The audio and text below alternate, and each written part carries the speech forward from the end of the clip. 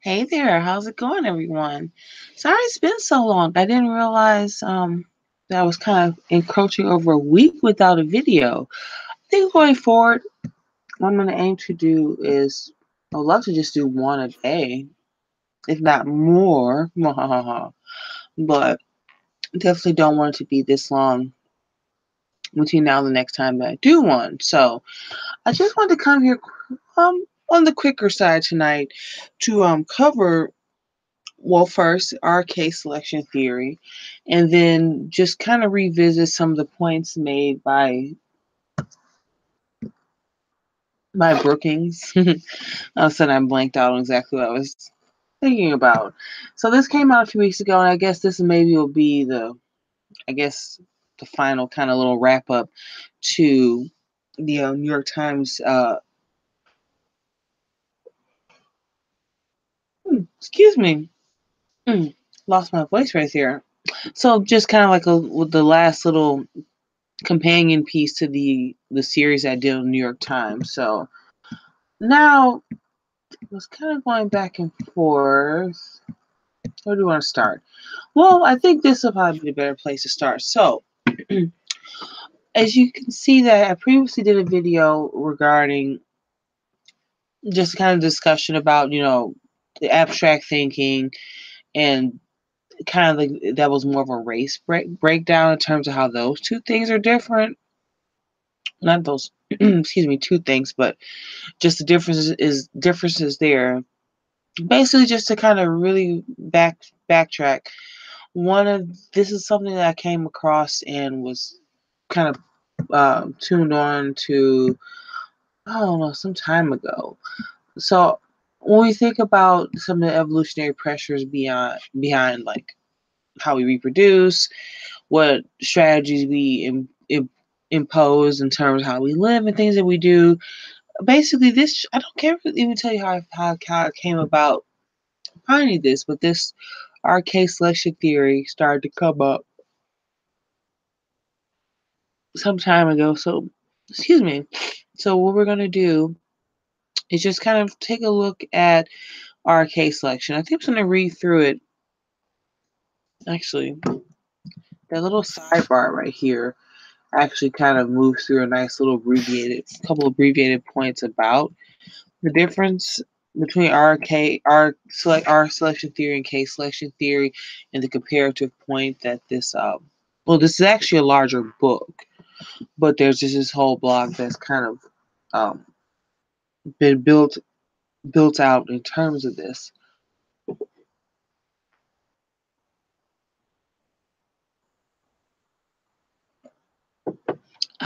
Wine sip time. So I'm a little bit stuffy. It's got a little bit chilly here, so I'm feeling a little, not like a cold, but just a little bit. And I can hear my voice sounding a little bit funky, so please bear with me. It's not like I'm just like poised to cry or something, but I'm totally not. Just feel a little bit stuffy wuffy in my nosy. So, actually, now that I recall, I believe that the RK selection had been floating around for some time, but I would like to say that I first became very distinctly aware of just this website, Anonymous Conservative. This was probably during the election, and it might have even been something that was reposted by Ricky Vaughn on Twitter. I Wow, some of these things like I really struggle to kind of think, man, where did I really get turned on to this idea? But I think it's kind of concurrently floated around with the HBD, human biodiversity types. It's just something that has been out there. So, oh man, okay. So I think also, like I said before, I'll just move through this little sidebar because I think this is a perfect illustration here. So this site asks for your help in promoting the idea that our political ideologies evolved from RK selection theory and evolutionary ecology. In evolutionary ecology, R and K describe two fundamental psychologies seen in nature, designed to adapt an organism to either a glut or a shortage. Rabbits are strategists designed to exploit free resources like fields of grass. The five psychological traits inherent to the R strategy are docility slash conflict avoidance, promiscuity slash non monogamy, single momming, early sexualization of young, and no loyalty to a competitive in group. All help this glut exploiting psychology to outproduce everyone else by avoiding danger, mating widely starting young, booting offspring early to mate again, and never risking for others. Wolves are RK strategists, designed for when resources are too limited for everyone to survive. The five traits of a K strategist are competitiveness slash aggressiveness slash protectiveness, competitive mate monopolization slash monogamy, high investment two parent rearing, only mating when mature, and high loyalty to one's competitive in group. All these traits either help you win when you have to fight or produce and protect fitter offspring so they will win in a dangerous world that culls the weak. Our political battle is one between a glut exploiting our productive strategy of rabbits designed to reduce raw numbers and a shortage surviving Cape reproductive strategy of wolves designed to produce quality. The swings between conservatism and liberalism at the societal level are not the result of logical argument or reasoned debate. They are the result of psychological shifts produced by perceptions of cave stimuli in the environments such as conflict, danger, and shortage, or are stimuli such as safety, pleasure, and abundance. These perceptions trigger ancient mechanisms in the brain that adapts psychology to environment. All of politics and much of history are R versus K. So that's a really nice outline that that is suggested here on this site and regarding our case selection theory. So we're given two very different animals to kind of really envision what was being described in terms of these two different selection strategies, the rabbit versus the wolf. Now, I guess I'll just kind of jump over to a bit of and just kind of get into a little bit of what. So this is when I first started hearing this pop up, this was a better way for people to kind of explore what we look at. Now, let me just pull one thing that really just jumped out. We're selecting for where is the R strategies? Okay. Single momming, early sexualization of young, and no loyalty to a competitive in group. Now, when people first started really pointing this out, it's like, oh yes, all those black welfare queens and all their 8,000 gajillion oodles of kids.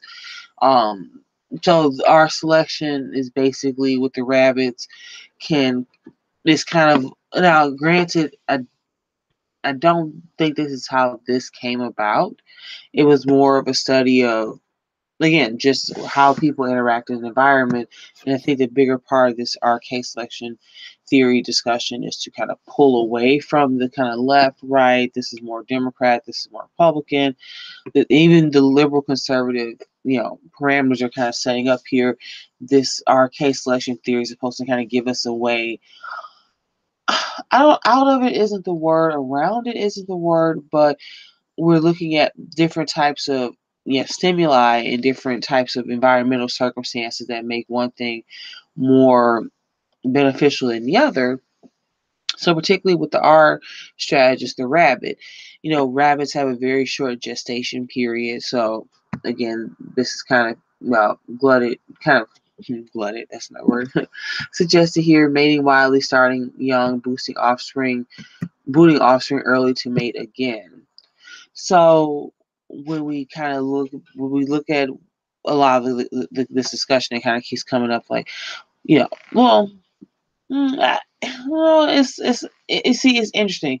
I was actually writing about this for a essay that I'm working on, And I kind of had to kind of recircle back through a lot of this, the kind of He-Man Black woman haters arguments about, well, because I'm stuck at this one. I'm not stuck because this is the two things I'm trying to point out. Either, so it's funny. There's this kind of even RK, as I'm saying this now, I'm really starting to figure out where I was trying to move at this point.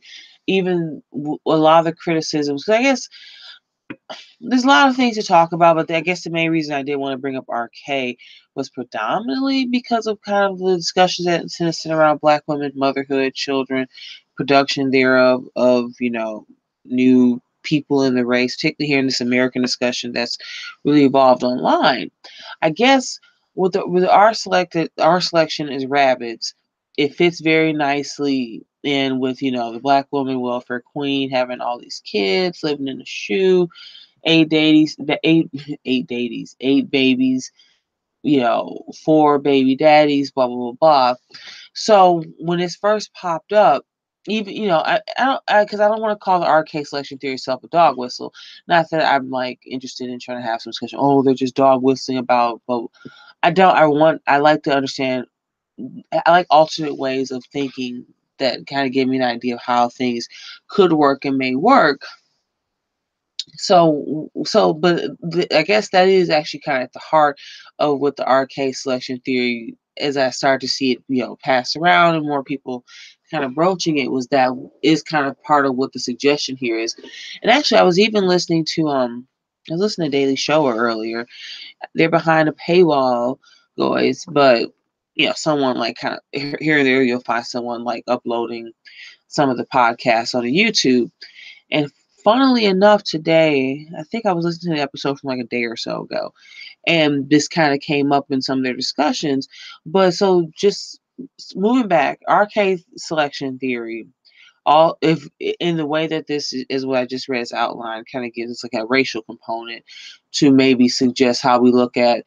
Well, I guess this is what John Derbyshire had kind of suggested in terms of saying that there's the ice people, your Europeans and your Asians, who have different evolutionary behaviors, pressures than your sun people, people basically below the equator, whether they be in Africa, they be Aborigines, maybe more the indigenous South American types, what have you. There's just different pressures over time that have been selected for, and different things that you need to do above the equator where there's more seasonal changes, relatively 4 distinct seasons, particularly when it gets colder. There's different things that people have to select for and that they have to do versus living and evolving over thousands, if not close to millions of years. When you look at pretty much all of our pre-human ancestors, things are different below.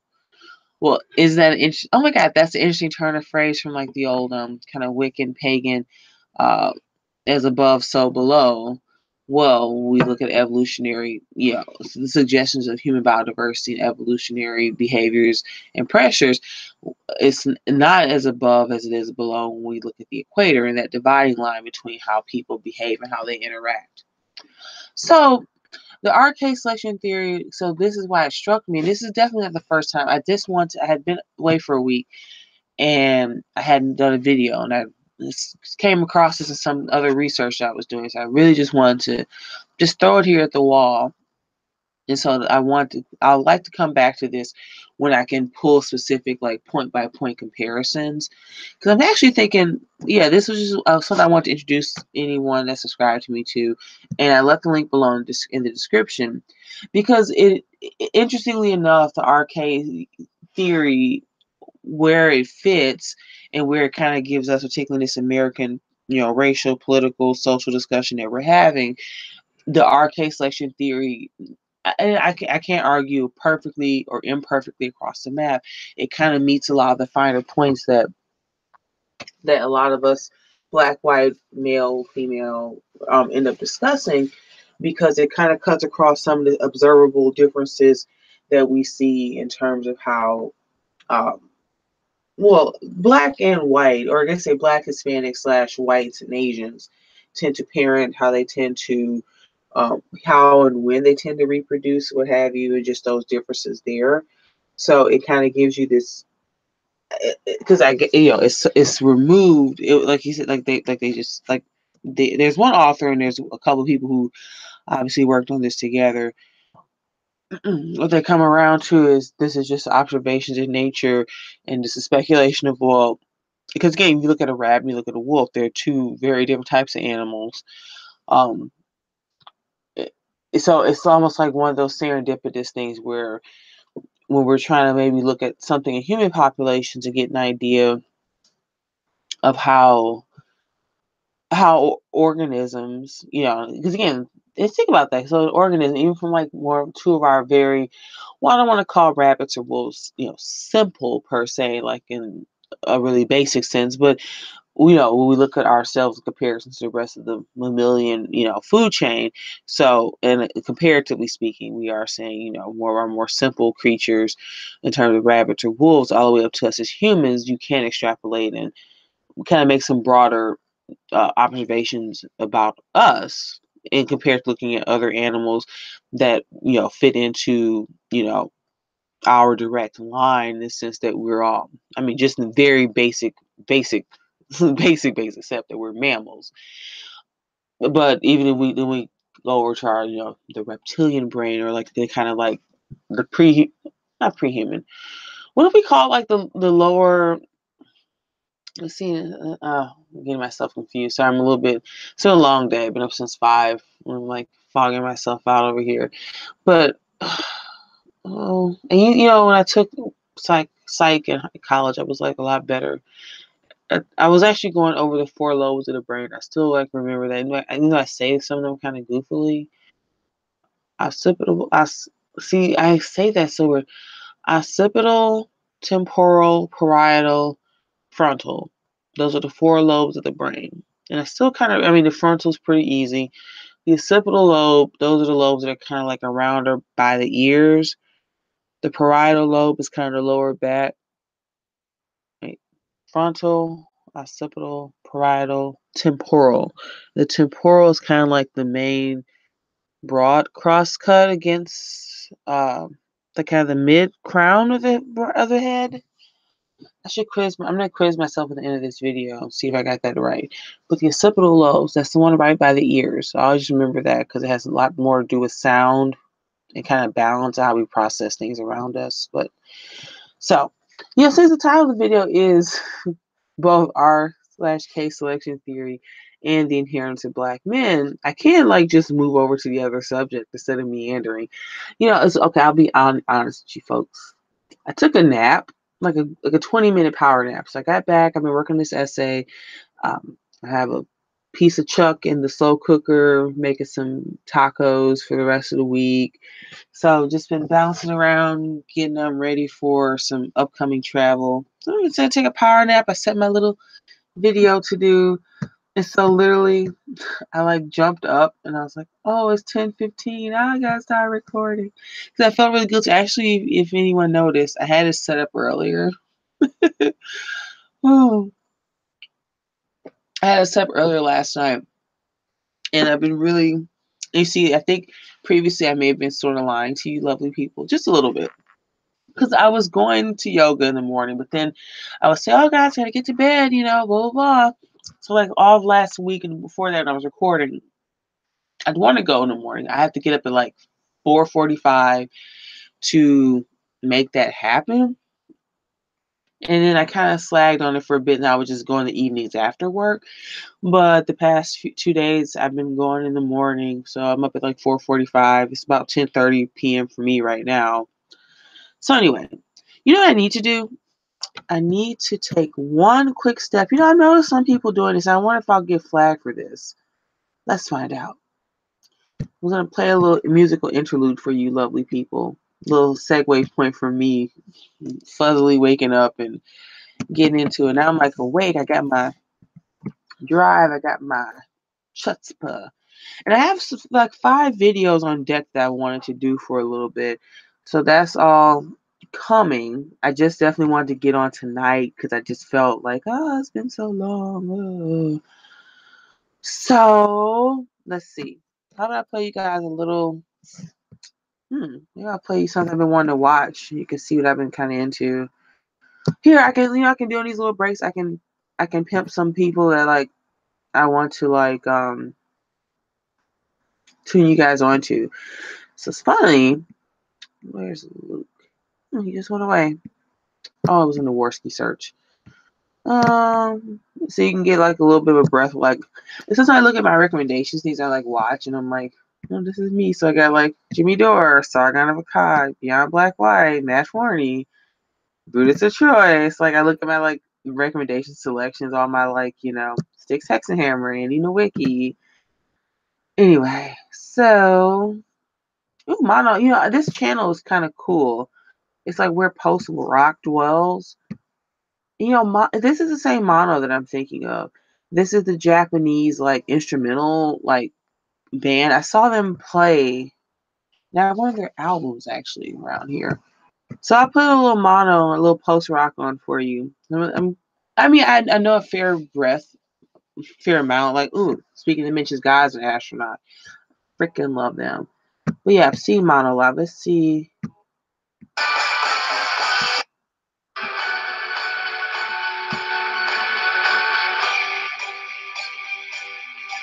Yep, this is definitely mono.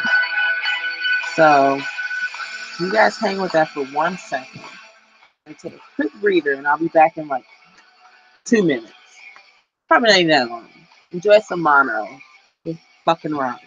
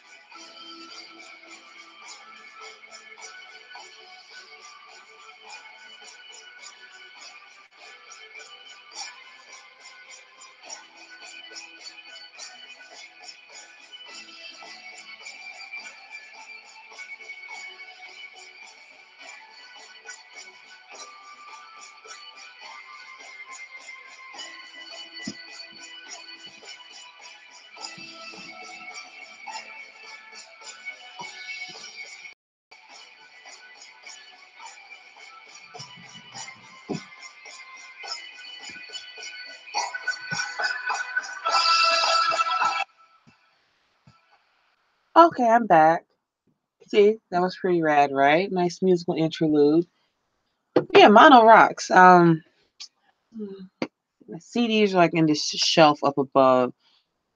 So I would like to see which one that I have. But anyway, some great. I mean, I know there's so many different genres, subgenres. You ever want to check out mono? Highly recommended. No, there's two. There's like a European band that's also called Mono. They had this song that was like really big. Oh, I wish I can remember the name of it. But there's a European band, but then there's a Japanese. Like I think there's like a 4 or 5 piece group, and that's who you're just listening to while I stepped away. But then also you have your God as an Astronaut. Love them too. Oh, they're like a 3 piece from. They're from Northern Europe. I can't remember if they're Scandies or not. Maybe they're from Denmark. Anyway, so let's jump back in. Is everything reloading? Oh, that one is. Now, when I went back to go pull this material for tonight earlier, I was like, oh, so this is a big one that came out. And I know that, I covered the New York Times video at length on this channel. And so I never got around to it, and I started making videos about a lot of other things. So basically, the New York Times article must have came out like in early March, And this was out by March 22nd. So just kind of slightly rehashing. No, I was thinking, I don't know. Something because I play music. Oh, it's not gonna work as good background music. People have background music in their videos, and I've kind of gone back and forth on it. And all sounds like, man, mono sounds awesome right now. I want that to undercut me, but you can't. You should be listening to them and not listening to me at the same time because they're awesome. Anyway, so the funny thing is, the New York Times article comes out, and everybody runs around. I run around and make 2-3 hour videos, kind of just, actually, ooh, it's funny. I still have my paper notes. See, I even printed the New York Times article because I want to just jot things down. So, if you made it this far in the video, I wonder how my editing skills work. Maybe I'll just edit the video to like now, because I felt really guilty about like falling asleep really early yesterday and not and setting the reminder for a live and not doing it. I woke up at like 6 and I was like, no, I was actually up earlier than I was like, well, I was up at 4:30 because I went to yoga in the morning. I was like, oh, I didn't do my video. So I feel really guilty, and then I just jumped in after my little power nap like half an hour ago. And so if you're listening at this point live, man, you should like save this. So, oh, 0 viewers. Okay. Oh, good. Maybe I can go back and edit this out. I wish I knew. Did they tell you how far in you are? Mm-hmm. I wish it did. We'll figure it out. Maybe I'll have to just edit this down. So, okay. So, this comes out after the New York Times article, which I have here. That one, punishing reach of racism for black boys, was on New York Times Upshot March 19th.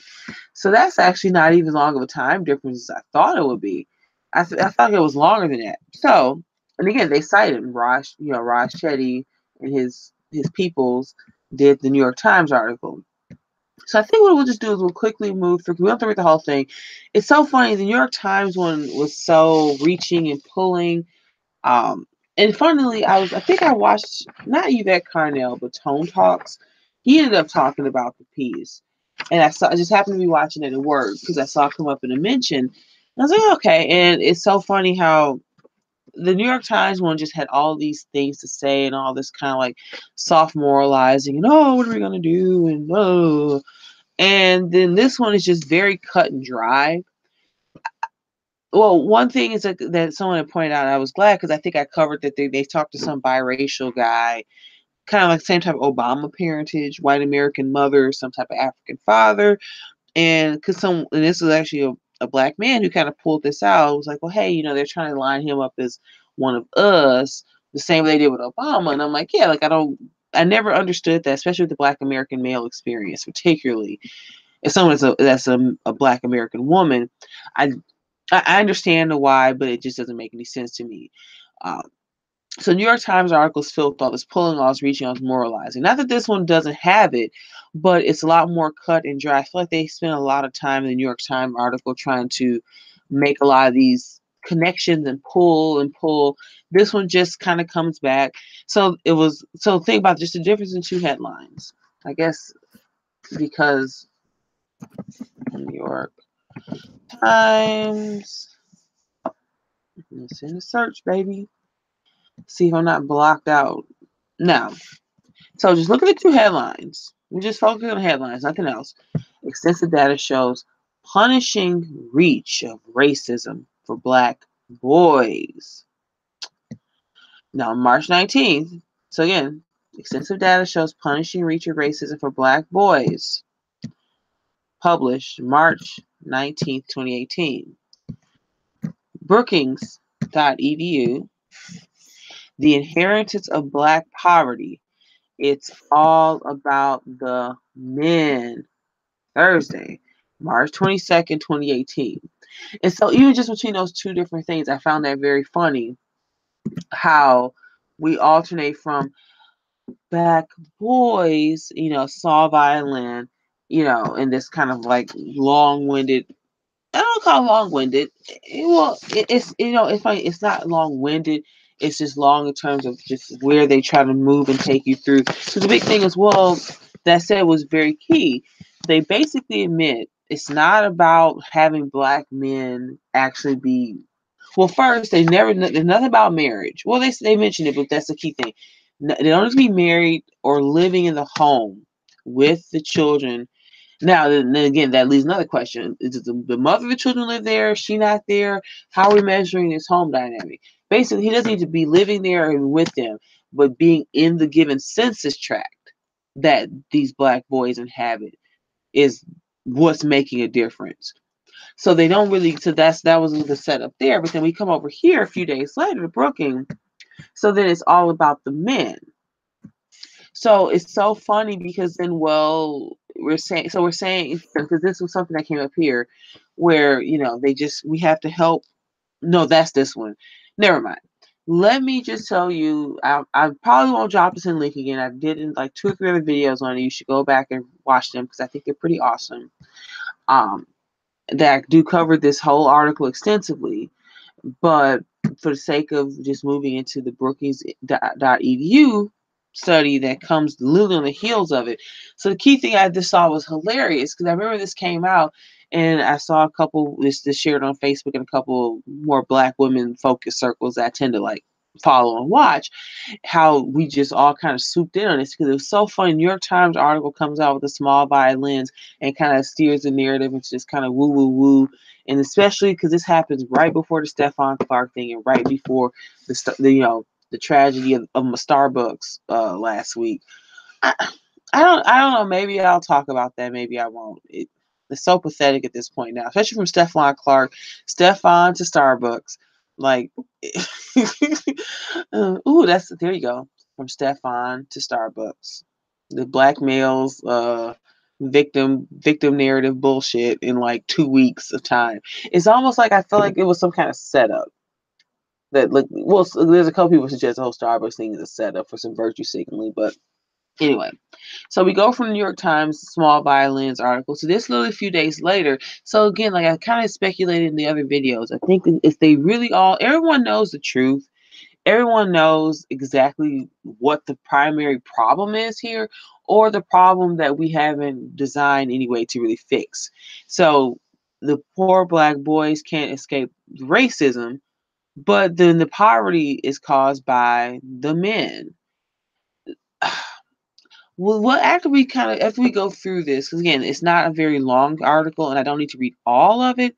Then I'll be able to better articulate what I'm suggesting here. The New York Times article again, March 19th, but March 22nd, this one kind of slides in under the radar, and this is the discussion.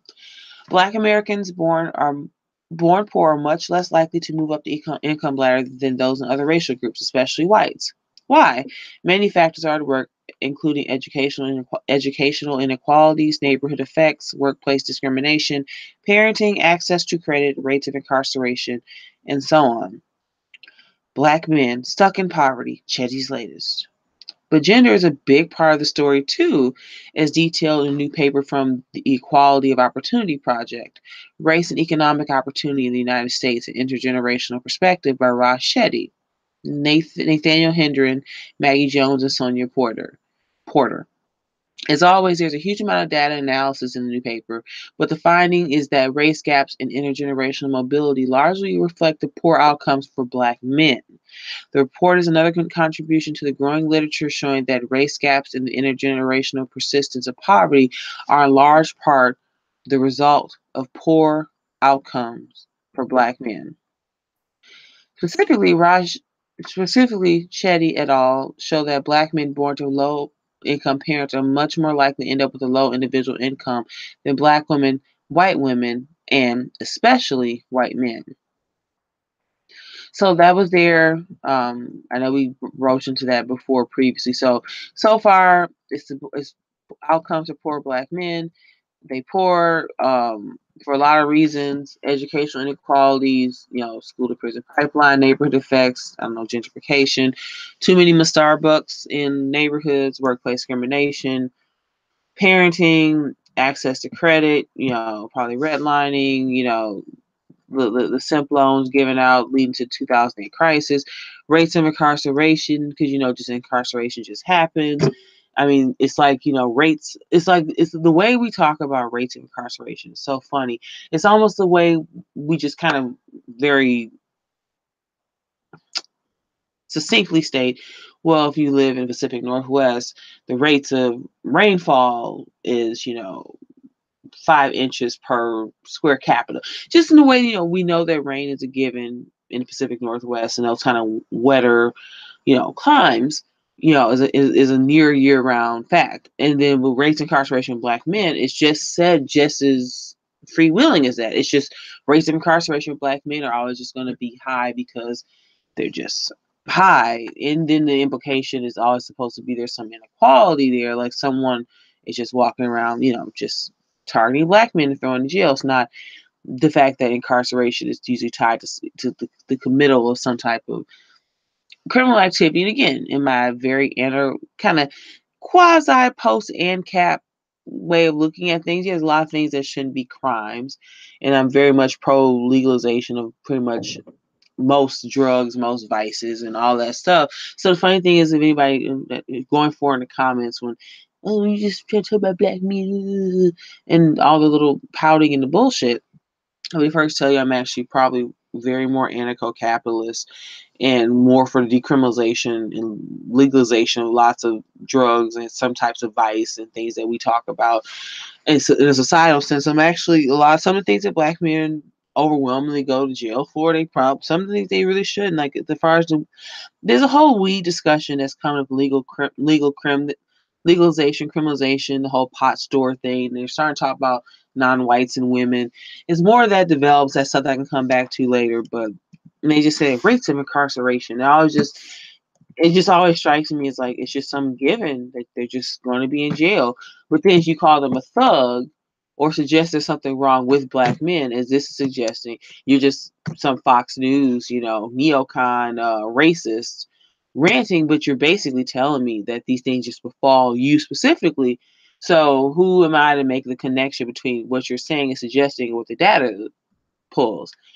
Anywho, so they're basically kind of for the most part, it's almost weird. Like this is just basically reiterating the points made in the New York Times piece, but they happen to pull, they happen to just get very, very, it's weird, it's very blunt, but again, it's so couched around kind of regurgitating the New York Times piece, the small violins piece. So it's almost like, what's the old saying, well, there's two versions of this. You gotta there's a stick and the carrot. You gotta give more carrot than the stick when you want someone to come along. Or the old saying, you gotta take, the ointment with the oatmeal. So you gotta get a little spoonful of some type of medicine, but you'll get that surrounded by bites of gooey, creamy, sweet oatmeal. So they're couching the kind of 1-2 punch that they lay out in here around just basically regurgitating the same, kind of sob story from New York Times piece. So let's see, where is it? Where is it? Now,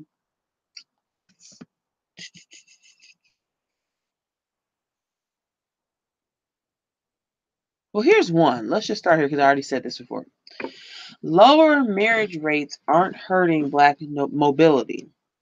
Why? Now this is key because I think this is actually probably maybe more. Well, one is more important than the other. Let's see how to help okay families. Let me just make sure. Okay, let's make sure I wasn't jumping too far. Okay, so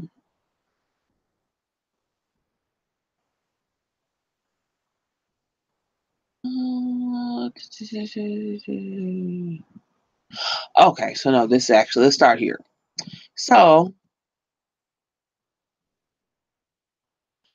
Black men have low earnings mobility. Black men and Black and women have low family income mobility. So we're just hone in this paragraph because this should lay it out.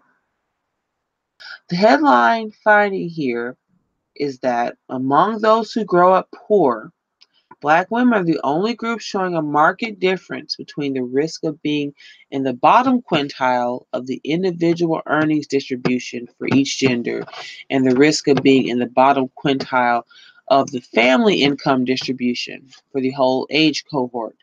Whites do well on both counts. Black men do poorly on both counts.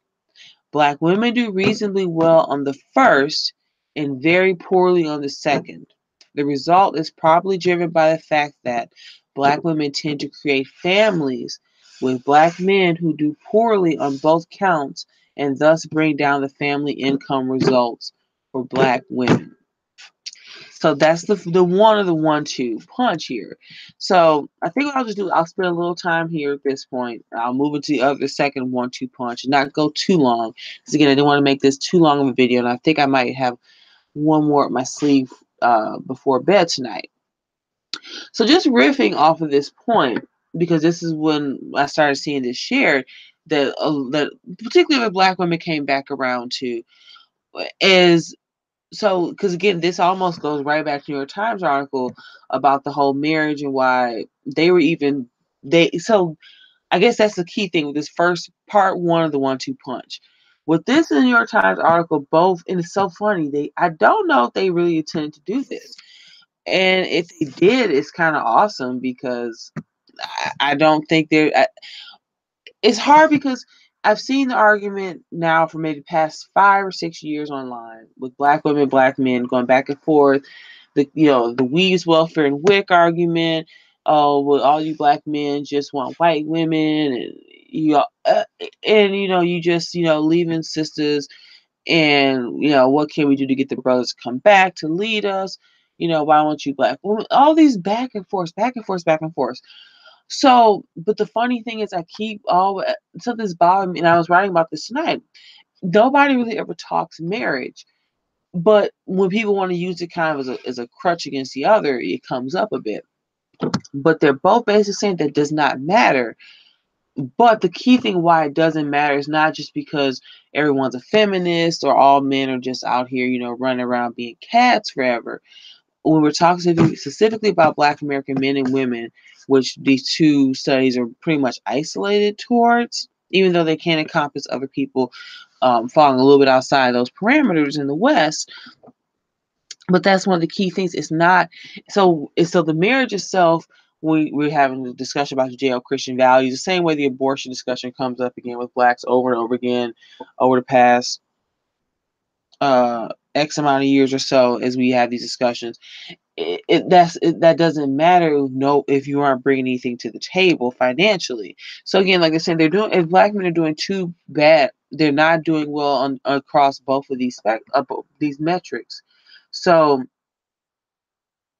we have the individual earnings distribution, and then the family income distribution. So individually, that's telling us, and you can see it kind of reflected outwards. Now, for instance, this is very anecdotal, but I think I spend a good hard time commuting in and out around the city, and more often than not, I see Black women more often than not with a child in tow. Not always, or especially if they're like maybe somewhere in their 20s or 30s or above.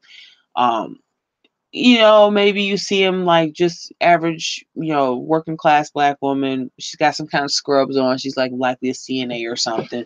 I see her coming and going in that. I had to go to like a little retail store.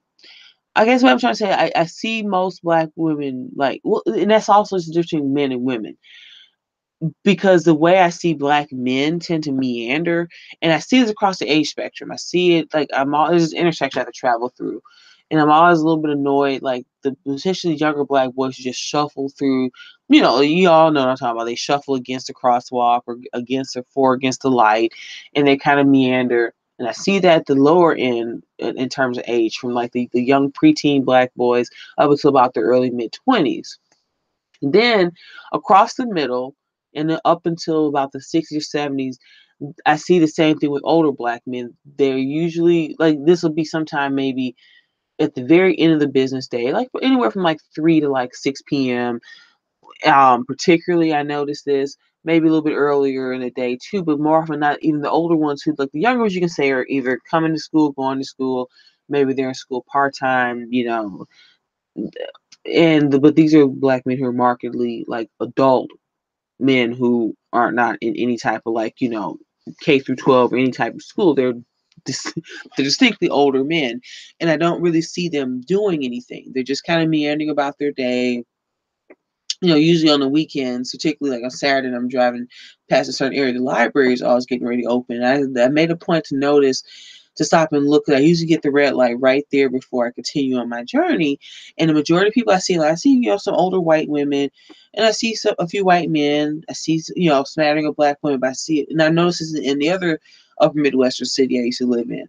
A large amounts of black men in line with everyone else before the library opens to get in. Now, they could be reading Chaucer, yeah, of course, but like most people nowadays, race, gender adjusted. People are there to use the computers, use the internet for whatever means that they're there to use them for.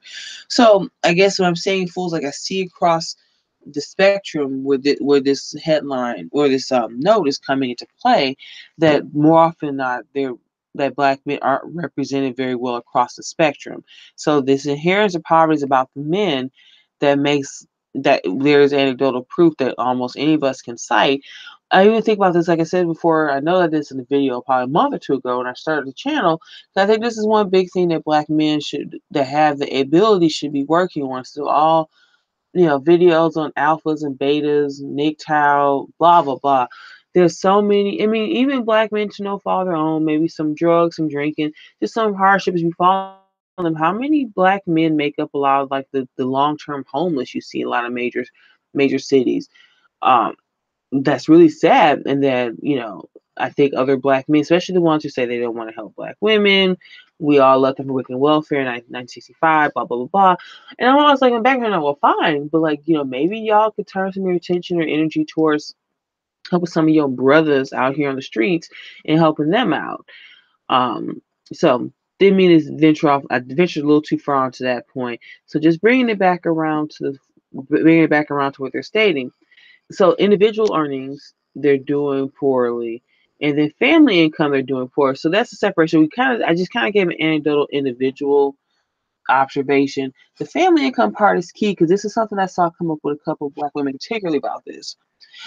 So when black women are marrying, when and if they can and do marry black men, more often than not, there's there's a difference in terms of income and what they bring to the table. So they're usually working.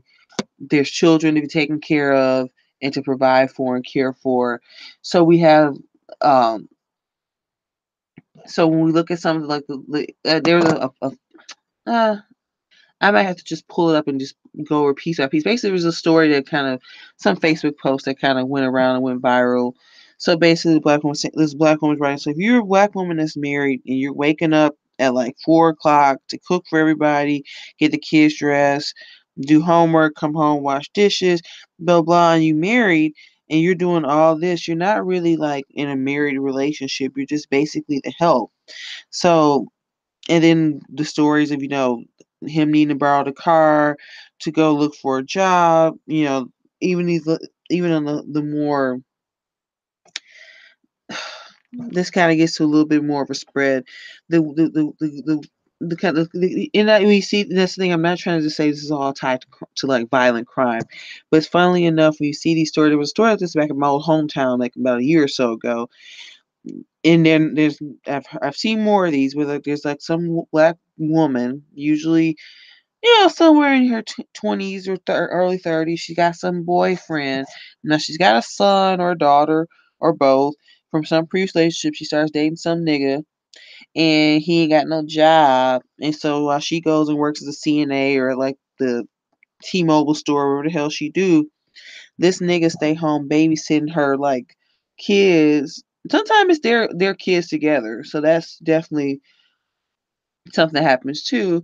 Then there's some horrific thing where they come back, the kid's not breathing. He make up something or that. And you find out he was beating the kid, or abusing the kid, or whatever. So you have black women being with men either married or in these partnerships where they're the ones that are working, and he's at home, he's not really employed or gainfully employed at all. Or if they're married, more than likely, because I saw someone make this point, I was so surprised and I was so shocked. I've never really heard of black women any sizable population of black women. Well, we this marriage hump, but again, I'm so glad these articles came out because we're finally just realizing it's not the marriage rates. Because even when black people are married, most black women work. There's not this like wide swath of black women who are like, stay at home moms married to black men.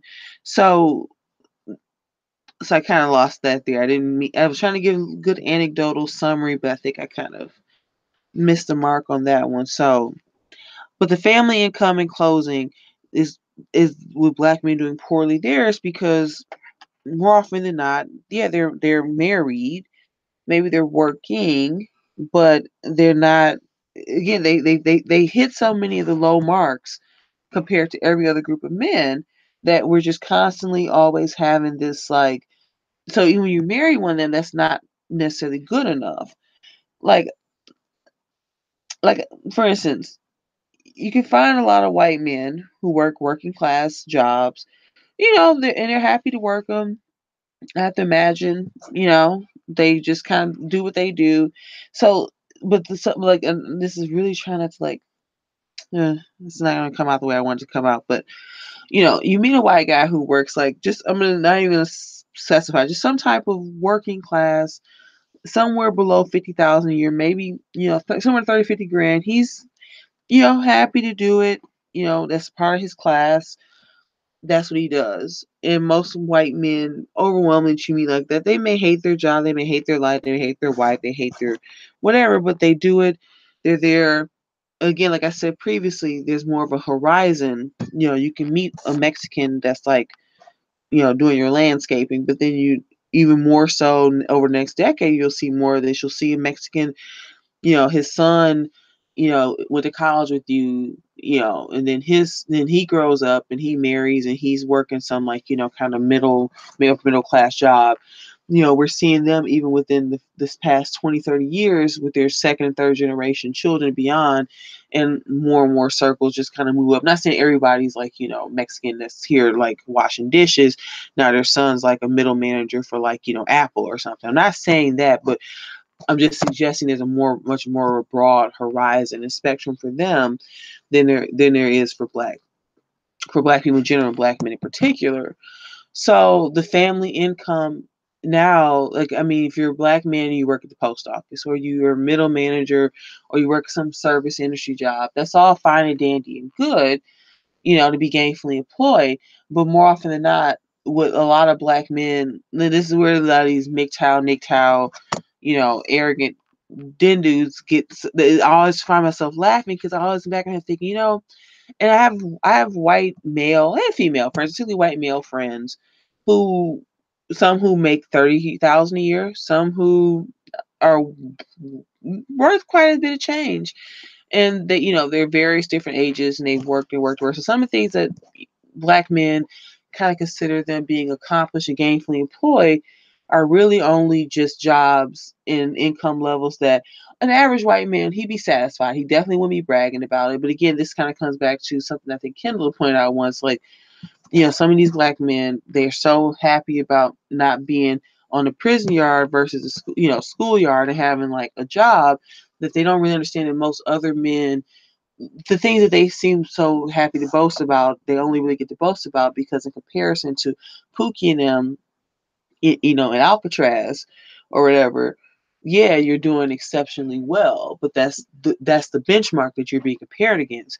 A white guy working at UPS or at Best Buy or something, making anywhere from like 25 to 30 grand or whatever a year, that's fine and good, but he's not, out here beating his chest because there's white men make the same as him. There's some guy in the middle who's a plumber. There's some guy who's a regional sales rep. And there, again, a lot of it's also numeric. So it's not even to like really attack black men or anything in particular, because there's so much fewer of us as black people collectively in America that these things make a difference, but you also have to measure just the proportion of the population that we belong to. So, in that last point, before we move on to the part two of the 1-2 punch. So, black women are creating families usually for the sake of black love and everything else, with black men who, yes, some who may not work, some who work and they're maybe just making the same, but not a little bit less. Now, just quickly to go back into New York Times article, what kind of came back in those discussions was, well, the white man just has been handing out jobs to black women. Even that Hill Harper piece that pointed out like a week ago on on one of the on that Steve Harvey Dateline panel with Sherry Shepherd him. Maybe I think I'm gonna do that again. Like sometimes I just think some videos and clips are just worth it. But so he's like, well, the man felt more comfortable hiring y'all for jobs. So when the manufacturing jobs left, we didn't have nothing to do. Blah blah blah. So think about it. So then it's funny. This actually picks up that point. It would be easier, but I know because since the beginning, this video was a little duds worthy because I was kind of just waking up and I already had all this kind of planned out to talk about, but I don't want to go pull that up and do any more dragging. But I think maybe I'll just come back with that again because there's a couple other points.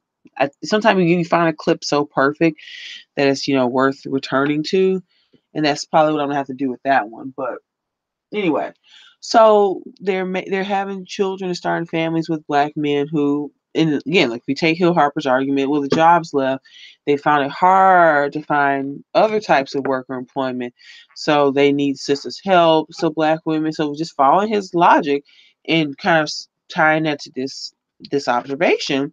So they're basically suggesting kind of in a way reiterating, but see, the funny thing is, well, Hill Harper is trying to elicit this type of sympathy and more, let's stick together with the brothers, march for the brothers, love a brother, uplift a brother, build a bear brother, whatever they want us to do that I'm not doing, that I hope you aren't either. But let's just take his narrative at face value. So since y'all couldn't find no jobs because the white man was giving us jobs, not you the jobs, when black women who basically are told, the mother's milk of this racial community in air quotes, is you got to love a black man, find a black man, live a black man. So no matter what status he is, and God forbid that evil hypergamy. So when we take this back into account, a lot more black women are marrying black men who economically or maybe at the same level if they're lucky, if not a little bit worse. Maybe they're employed, maybe sometimes they're only partially employed, maybe they're more in the gig economy. And this is even like, I'm not even looking to completely take any type of what we call quote unquote criminal activity out of it. If you're like, working some government job at the post office, but he's got a security gig over here. I mean, the possibilities are endless, but basically black women are more often than not when they do marry, they're marrying or partnering with black men who just aren't bringing the same to the table. And so the rates come down because she's usually working. He is working, but he may be making the same, if not less than her. And more often than not, she may be the primary breadwinner. So let's move into the part 2 of the 1-2 punch.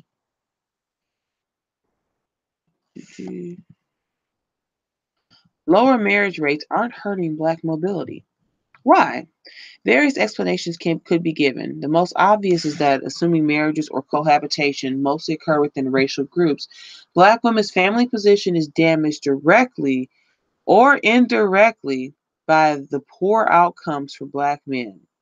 If white women end up with white men who, in terms of their earnings, are more than twice as likely to escape poverty as black men, their family income will be higher. Equally, if black women are more than likely than white women to end up as single, they will also record a lower family income. And so what they did here is they do this simulation where they just, adjust for, let's say they're all just married in a certain proportion numbers. They still come out with this type of disparity because you just even adjust for all of them being married. While there's a drop in the rates of poverty persistence for black women, it's a modest one. Given the big race gaps in family formation, we expect to see a bigger change for black women. So, yeah. So let's just, because there's actually one more little sub point here. So here straight from the study. Now, again, I'm gonna be very careful because I'm gonna talk about the lying media and the fake news. So I'm not trying to sit here and like big up some stories or articles from Brookings or New York Times because they're here to shade black men or anything like that. So you can leave that observation someplace else. Um, so I'm because again, even if that's what I even if that's what I want to do, it doesn't work because again, none of these articles because they're not like sitting here telling people to like disrupt white supremacy or go burn the system down for black men. They're just saying things that just happen to be uncomfortable that actually have a root in solutions, but not. I'm not going to explain that the way I wanted to explain it. But basically, I'm not, oh yeah, go Brookings, go New York Times, go fake news or anything. So I just wanted to say that because I think I should have said that previously. But anyway, so black women's family position is damaged directly or indirectly by the poor outcomes for black men. And it's funny because the directly versus indirectly, it kind of really plays into this. So, for instance, if they have poor outcomes, so they're not even here. Like, so we established here and also New York Times article, the marriage rates aren't necessarily the issue. And then just here, indirectly or directly. So one thing that popped into my head is think about that brother who loses his job. Maybe he did a little time. Maybe he just went to school, kind of effed around a bit, never graduated, just kind of bouncing job to job. He comes to live with you. Your mother's a little bit older. Maybe she's going to like a retirement community or something. She can't live there. So it's that brother or that nephew or your sister's son or whatever that comes to live with you. So these poor outcomes that affect black men could be any black man. It could be your nephew. It could be your brother. It could be your father. It could be so these poor outcomes against the marriage things don't always apply because when you think about how many women maybe putting money to try to get some put well I covered that with that Kindle piece where how many black women to put money have taking on a second mortgage to bail a brother out of jail or putting money on the books the commissary um, if they're incarcerated. The long suffering, girlfriend, baby mama, maybe sister, aunt, niece, whatever, making the trips to the courthouse or down to the county jail, or taking the bus out to like the house of corrections or whatever the hell else. So when we even so much discussion, particularly black women, y'all just choosing thugs and the babies. But what are your solutions about that those near to well delinquent nephews and cousins that you end up putting up on your couch, or that you give a chance to come work, maybe come do some yard work for you, or or maybe hey, you need something to do. I need you to babysit because so I don't have to pay for like official formal daycare, whatever it is. So when we get out of this marriage, black women fucking sucking, baby making with thugs. When we take that off the table, you have millions of other interactions with black men that you're not sexually engaged to or dating. Fathers, brothers, nephews, other relatives, people that you just know in a platonic sense. So if there's all these poor outcomes like this punishing reach of racism, as New York Times outlines here, and elsewhere, all those things that follow you also follow black women back. So it's funny. It's forever some mother or some black woman that didn't pay attention to them in sixth grade that forever follows every choice that they make and do. But comparatively, what this is kind of even now given a counterpoint in the other direction. So if you're like a younger black girl and your mother like you had a slightly older brother who was in all kinds of trouble. It's funny. I think in my own family. Well, yeah, because I had I have these three cousins, two boys, and then the youngest is a girl. And so the time my aunt spent running around after the oldest one, he started running away from home, drinking, running around acting a fool. Uh, times my like aunt spent trying to go take him a plate on Sunday. Um, it's a weird like story to kind of recant, but just basically, so that's the other counterpoint to this that now we can maybe start addressing is that how a lot of black well, or that older sister of yours who got in with some slightly older maybe in her mid to late teens, was getting knocked up. Then maybe got her ass whooped a few times by some nigga and had his kid. Your mom's trying to like run interference for that. You're like in your early to mid preteens. Basically, I'm just saying there's a big feedback between black men, black women, black boys, black girls. And the constant discussion is always just framed around recently, how we just all choosing thugs, but like in all these babies and worse stewards of children. But we have to deal with you going to jail, coming out of jail. We have to deal with you in the schools, you running around disrupting class, uh, you're picking fights in the hallway. You're calling us, you're making fun of us because we dark skinned and calling us, burnt, crispy black bitches. Or if you want a lighter skinned girls, you can't get these niggas off of you and they're off in your face because you light bright. And then even that discussion has been a big thing. Miss Archduchess did a video on this today. The whole Chrissy versus Sinji discussion, the colorism thing, because I think the heart of that discussion is coming down to like the interactions that black women have had. If you're a darker skinned black woman versus lighter skinned black woman with black men, so basically, just in closing, the direct or indirect outcomes for poor black men, and then for those, that most recent reason, the colorism thing, is something I'm situating right here. There's so many things of how we affect each other. And so whether you sex with a thug or with Tyrone from the post office, where you both worked and you started, wife sexing up wifey, playing wifey, and having a kid or two with him, or it's that uncle who gets sick and Big Mama just passed away. He needs some help. Maybe you gotta help raise a little bit of money, get him into like a public housing situation, whatever. So this direct or indirect effect.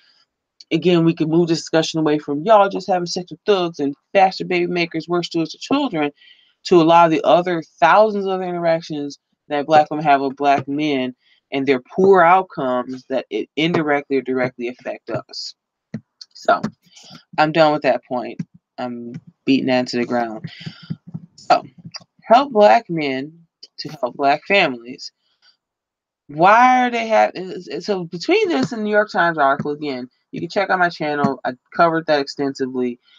Why are they having families? So basically, that's that very simple sentence is just saying they is so helpless with their poor outcomes. They're still making babies and families by proxy, that we in a publication like this, and we know what the wink wink nudge nudge is for Whitey to like keep I don't know, supporting the system so he can help black men, help black families. But it seems to me they're considering all the pathologies, and again, most of the pathologies that black men, particularly the past decade, have been more than happy to come to the public square, Paul Revere style, and tell the world that it's so problematic with black women and black womanhood and our motherhood. Why are there even being any black families made? Their poor outcomes, our poor mothering and motherhood, experiences that we've given them, kind of, to me, is setting off an alarm bell that we shouldn't be making any more black families, until we can figure out what the hell is going on here. Me loosely quote Trump, we got to shut down all these black families until we figure out what the hell is going on. So that just stood out to me at the end, because so you're basically saying that it's all about the man. It's all about the man. The poverty's about him. But we got to help him to help black families. Again, it's literally a snake eating its own tail. And I know I saw a lot of people jump like, oh, the Brookings one kind of came back at that New York Times article. Well, yes and no, because we're still stuck in the same feedback loop of, again, we saw with the Starbucks incident last week. It's this poor black man. He just can't help himself. He don't know how to like be a man. He need, like I covered before with becoming a man, the Chicago like that kind of local private public endeavor to help these at-risk youth, quote unquote. What I don't want to beat this one too hard, but because I've already in many other videos covered this, but this might be something I just have to ask a specific question and maybe really just hone in on this. Like, what is it? What are we expected to do? And this goes to black women because, again, as I mentioned in the New York Times article, they're literally in this one getting real slick, trying to lay us to feet. Well, black women are still gainfully employed and they're getting jobs, but the black boys can't get jobs, and they're here you go more as early as preschool, they're more likely to be disciplined. The Daily Show kind of mentioned this. They were reading some article, and they came back about that too, where the time preference issue, and in terms of discipline and behavior, and you see this across the map, but particularly with boys versus girls more than anything. You're gonna have those issues. A lot of these things are just things that are just normal to young boys, but then we try to like make this specific to black ones to suggest that there's just this whole history of just this oppression and discrimination. But again, at the end of the day, what are we supposed to do about this? Because all I keep hearing is the black men and these black boys who can't get out, even when they allegedly, even though this is the most weird thing about this article. Why are we focusing on black boys in wealthy families? I mean, when we have more of a racial spread around the middle in terms of like being working class to maybe slightly upper middle class, that's what we should be honing in on. But there's a problem with them, and we need to be honest and address it. But between the New York Times and the Brookings piece here, it's almost like they're just going to keep telling you how bad it is and playing this like small violin. They're basically telling you read between the lines. And again, like I said, this is kind of a symbol that I don't think a lot of these black men, especially the kind of the blame shirkers online, don't understand. Everyone's gotten pretty damn tired. We're now in year 2 of Trump. Funnily enough, this whole Kanye, Candace Owens thing is weird because I think too much theorizing at this point. That whole thing's so new. That people are honing on who the problem is here. And that something's going to need to be done. Now, who knows what comes next, but it's almost like they're trying to lay the foundation to basically slowly say, we know who the problem is. But the thing is, I don't think that we all know what the solutions will have to be. They'll be very drastic and they'll be very blunt, and they will affect black men, black women, and black everybody. But at least we're slowly getting to the point where they just feel comfortable. I think they've run out of road. It can't be more white men, more white supremacy. Particularly, you have the alt-right and a lot of the whole underpinnings of that movement being comprised mostly of white men, of mostly under 40, and the issues that they're bringing to the forefront about themselves, about their economic mobility. Particularly if you look at the alt-right in the context of the general Western world, the nationalism versus globalism argument discussion. Um, you can't keep talking about white supremacy. You have these whole classes and groups of white men across the West and their disenfranchisement and what's going on with them. They're not all wearing monocles walking around. They're working. The whole neat culture and that discussion amongst them, like how many of them are not in education, training, or employment. So we can't just keep sitting here having this poor black man ain't got no jobs. Well, these little poor white men ain't got no jobs. And they've been moving towards that in for some time as well too. Anyway, so again, how do we help them help black families? Again, I think I've said this before, and I'm going to probably be saying this a lot more. We need a lot of drastic birth control, and I'm not going to say it yet because I have to really make sure I say this right because I don't want to compromise certain. Well, see, it's not even that because again, this is where I kind of fit more in with like the kind of neo reaction, alt right kind of, democracy isn't everything. Some authoritarianism for some things I am totally fine with. Now, when we get to terms of abortion or birth control, the eugenics conversation starts, and oh, you can't do that. Government can't do that. That's inhumane. When it's a slippery slope. Just as I develop a more cohesive, concrete argument supporting those types of ideas, I'll just say privately at this point, because I've seen discussion open up. We need maybe some birth control, not maybe, some depot, some NuvaRings. We need some vasectomies, which are reversible. And you can even get the tubes untied, can't you? That I don't know. That'll require another Google search. But anyway, so that's when we can help black families. We can stem the bleeding now so we can hone in on what's needed for those families that are already in existence before we go make any more, because then we need to help black men help black families. Because again, that kind of tells me then by proxy, since as New York Times pointed out, black women are doing so much better. Why do you hand out all the jobs to black women? So then I guess by proxy, I'm expected to come help black men, help black families too. And I don't want to do that. And you listen, you probably don't want to do that either. So why don't we just start making these black families so we won't even have this issue? So, I think I'm just going to leave on a high note, considering everything. I'm just going to pull out right there. Yeah,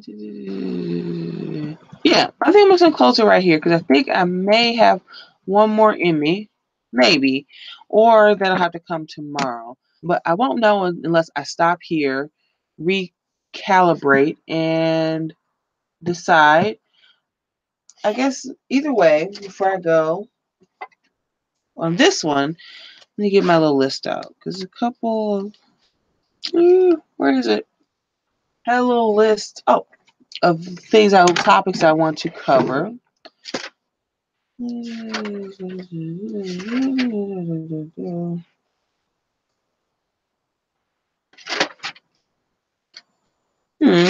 Where did I put it? I don't know where I put the little list. Okay, one thing I kind of want to come back around about the Hotep thing because that guy ended up being on he was on Fox News. He did some I guess maybe we'll have to talk about the stupid ass Starbucks story. I hope by the time I actually think about doing it, it'll be out of the news. Interesting. I think I'm gonna have to because there's one good point I want to pull out about that is no one gives a shit anymore. It was so funny. It's like from the Stephon Clarkson Starbucks thing, there's this noticeable shift going on, particularly with black women, and I'm very proud to see it. But I can't explain it. There's something happening here, and what it is ain't exactly clear. Yeah, I know. I'm so funny. So maybe I will come back about that finally. Keep that one really short because I just find the whole Starbucks thing absolutely obnoxious. When I first heard the story, I rolled my eyes so hard I thought they were gonna fall on my head. So I'll make a note to cover that Starbucks to Stefan or Stefan to Starbucks. Ann X, shout out to Ann X's channel. She took down another video. She had one from like a week ago that I wanted to talk about for a minute, but I just never got around to it. So this off I won't be able to. This whole light skin, dark skin thing, and another shout out to Miss Archduchess. There was a really great live she did today, and I didn't realize there's some drama between Chrissy and Sinji, and I was like, oh, maybe I'll check. I said in the stream, I'm just not interested in these two handmaiden black male, black community identified women in this discussion. I'm still subscribed to Isadora Storm's platform. Adore her, the work she does. But part of my exhaustion with this whole discussion and why I don't even want to engage it is because, particularly with those two, Sinji and Chrissy, it's so hard because it's a discussion that black women need to have. It's a discussion black people collectively need to have with each other, in a very intersectional sense. Dark-skinned black men could talk to black women. Dark-skinned black women could talk to black men, light and dark. I mean, it's a lot of cross things that need to be discussed about the whole issue within the race. But it's hard because to see this arise amongst black women right now, it's like the last discussion we need to be having. I mean, it's the most important discussion, but it's also, considering everything, the least important discussion right now. Well, it's not that's not important. It's just anyway. So I think I want to come back around about that. And then as always, I feel like every time there's always something else I'm like backlogged on. I really need to get a video up here about. I think maybe next week I'm gonna put together maybe I'll do a whole live inviting people to come listen in. I need to do a big survey alt-right video because there's a lot that's been happening, and every time I think I want to catch up and just do like a nice live about the state of the movement, the whole kind of scene, a lot of moving pieces, some criticisms, and some things that I want to share, I just never get around to. And then lastly, what we'll start doing is I'm just gonna start making some videos, just really quick, 1-2 hit 'em ups of certain blogs I like, certain channels I like, just maybe quick 5-minute videos. It's going to give you, because I have my subscription list private. I'm thinking about changing that, but then I kind of think what I like to do is share some of the cool things that I read and follow that might be beneficial to anyone else. You kind of can see where I derive a lot of like where I draw a lot of information from. Um, People that I follow on Twitter, people that I like read and listen to, whatever. So, anywho, let me just sit that there. I see there's 2 viewers. Somebody say something in the comment section. I want to start using this comment section. So I want to say something. No, you don't have to say anything. You don't have to right now. So I'm gonna go because I think maybe I'll squeeze out one more video, or maybe I'll just do a little research on something else. So actually, maybe I want to come back with a quick Facebook post. I've been liking maybe making that a regular on this channel. I see so much great stuff on Facebook that I'm always just like, bam, we gotta talk about this. Anyway, that's literally it. I gotta learn how to like not ramble at the end because I'm like, oh yeah, this, oh yeah, that, oh yeah, this, oh yeah, that.